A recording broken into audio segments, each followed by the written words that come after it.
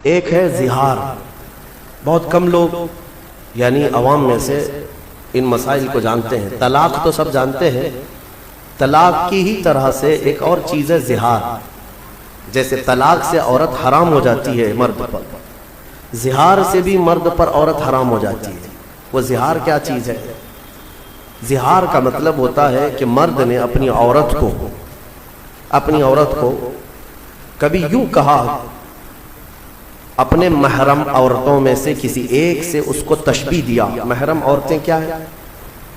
تمہاری ماں ہے، بہن ہے، بیٹی ہے، تمہاری پھوپھی ہے، خالہ ہے. یہ سب وہ عورتیں جو تم پر حرام ہیں، ہمیشہ کے لیے حرام ہیں. ان سے نکاح نہیں کر سکتے. تم ماں سے نکاح نہیں کر سکتا، بیٹی سے، بہن سے، بھانجی سے، بھتیجی سے، خالہ سے، پھوپھی سے.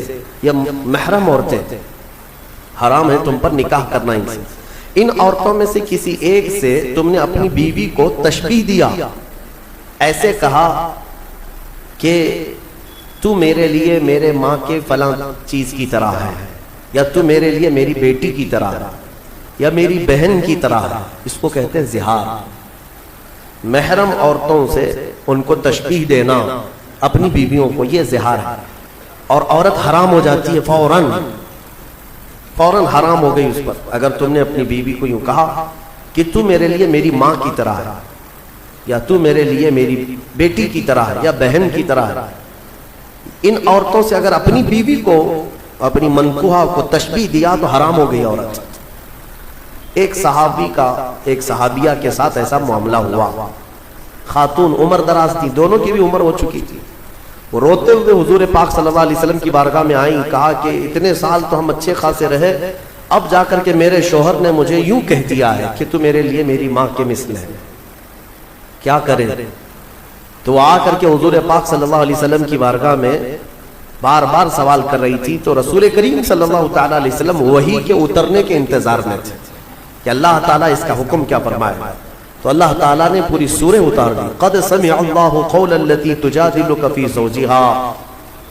تحقیق کہ اللہ نے اس خاتون کی بات سن لی جو اپنے شوہر کے معاملے میں آپ سے بحث کر رہی ہے. وتشتکی الی اللہ، اور اللہ کی بارگاہ میں شکایت کر رہی ہے کہ میرا معاملہ کیا ہے، بتا دیا جائے. تب رب تبارک و تعالیٰ نے پورے احکامات اس میں بیان کر دیا کہ عورتوں کو اگر کسی نے اپنے ماں کے مثل کہا تو پہلی بات تو یہ، عورتیں تمہاری نہ ماں ہیں، نہ تمہاری بیٹیاں ہیں، نہ تمہاری بہنیں ہیں. اس طرح کی بات کہنا حرام ہے. لیکن اگر کسی نے ایسا کیا ہے تو اب یہ زہار کے بعد واپس عورت کو حلال ہونا ہے تمہارے نکاح میں، تو اس کے لیے کیا ہے؟ توجہ چاہتا ہوں. اللہ تبارک و تعالیٰ کا حکم ہے کہ 60 روزے رکھے گا کنٹینیو.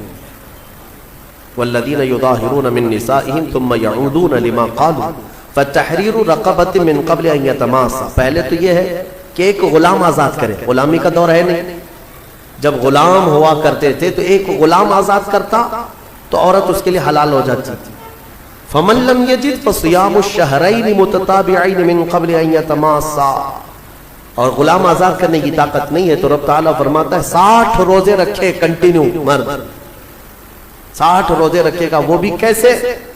ایک بھی اگر بیچ میں چھوڑا تو پیچھے کے سب پھر گئے، پھر سے اسے کنٹینیو کرنا پڑے. اور ان 60 روزوں کے درمیان شوہر اور بیوی ایک دوسرے کو چھوئیں گی بھی نہیں. ہاں، زہار اس کو معمولی نہ سمجھو. اور پھر اگر اس کی بھی طاقت نہیں ہے فَمَن لَّمْ يَسْتَطِعْ فَإِطْعَامُ 60 مِسْكِينًا.